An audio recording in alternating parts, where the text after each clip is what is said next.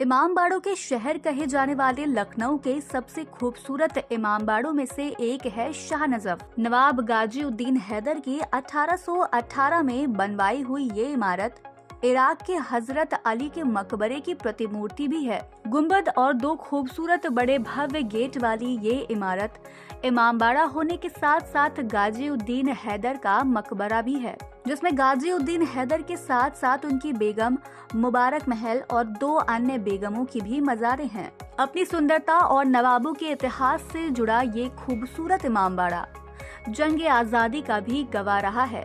16 नवंबर 1857 की जंग में भारतीय वीरों ने शाहनजफ को लखनऊ पर हुए हमले के प्रतिरोध का केंद्र बनाया, जहां हर धर्म के लोगों ने कंधे से कंधा मिलाकर आजादी का बिगुल बजाया। शाहनजफ में हिंदुस्तानियों ने ब्रिटिश सेनानियों का किस तरीके से मुकाबला किया? शाहनजफ में बहुत ज़बरदस्त मुकाबला ब्रिटिश सेना को झेलना पड़ा।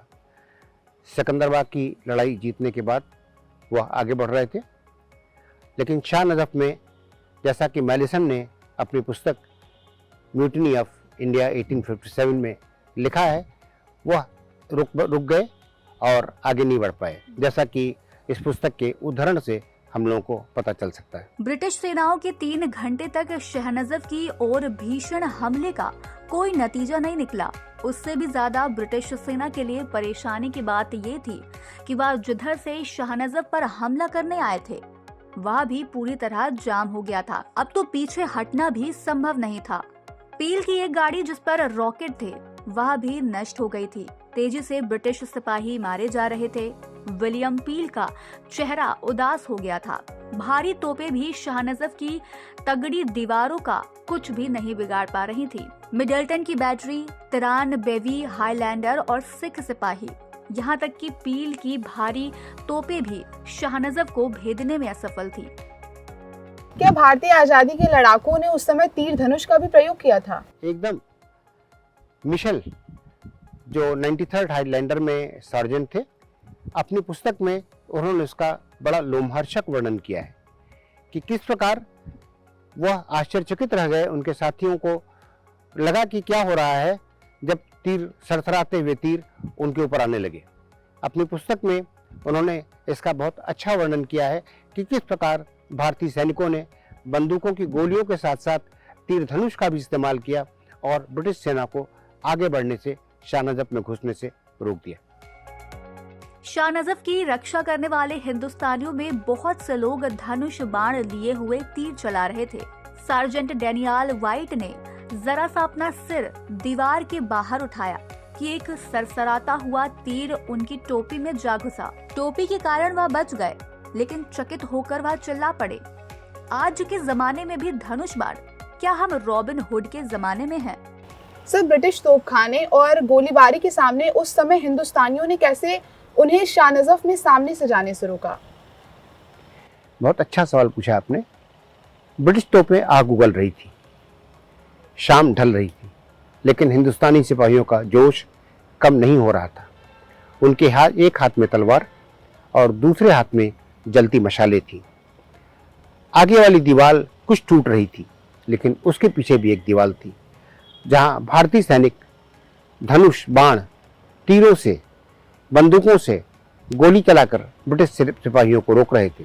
लेकिन उसके साथ ही साथ तेल को कपड़ों में भिगो करके जलते हुए उन कपड़ों को ब्रिटिश सिपाहियों पर फेंक रहे थे। यहाँ तक कि उबलता हुआ पानी भी ब्रिटिश सिपाहियों पर डाला जा रहा था और ब्रिटिश सिपाही जिससे आगे बढ़ने से रुक गए थे और शाहनजफ में सामने से घुसना लगभग असंभव सा प्रतीत हो रहा था। सर, उस समय भारतीय सेनानियों ने क्या युद्ध घोष किया था? भारतीय सेनानियों के जोश को उनका युद्ध घोष बढ़ा रहा था। कुछ सिपाही अल्लाह अकबर, दीन दीन के नारे लगा रहे थे और कुछ जय काली माई का युद्ध घोष कर रहे थे, और उस जोश के साथ साथ वह ब्रिटिश सेना का लगातार सामना कर रहे थे। उसी बीच कैप्टन पील रॉकेट बैटरी ले आए और रॉकेट से भी शाहनजफ पर हमला किया गया। कई रॉकेट शाहनजफ पर दागे गए, लेकिन यह युद्ध घोष करते हुए भारतीय सिपाही मैदान में बने रहे और शाहनजफ की दीवारों से लड़ते रहे। शाहनजफ में आगे के रास्ते से ब्रिटिश सेना को घुसने से उन्होंने रोक रखा था। सर, जैसा कि अभी आपने बताया कि उस समय शाह नजफ में सामने से जाने से उन्हें रोका गया था, तो फिर कैसे वो अंदर दाखिल हो गए? जी, ये बहुत अच्छा आपने सवाल पूछा। हुआ यूं कि एक ब्रिटिश सिपाही जब वो पीछे की ओर गया तो उसने देखा पीछे की ओर, जो शाह नजफ का बड़ा इमामबाड़ा हम देखते हैं, पीछे की ओर एक हल्की सी दरार हो गई थी और चुपके से आकर यह सूचना उसने कमांडर इन चीफ कैम्बेल को बताई। कैम्बेल के निर्देश पर एड्रियन होप के नेतृत्व में 50 लोगों की एक टुकड़ी छुप करके दबे पांव धीरे धीरे जाकर के उस दरार के पास पहुंची। उन्होंने देखा एक एक करके एक एक आदमी वहां घुस सकता है और धीरे धीरे 50 लोगों की वो टुकड़ी अंदर घुस गई।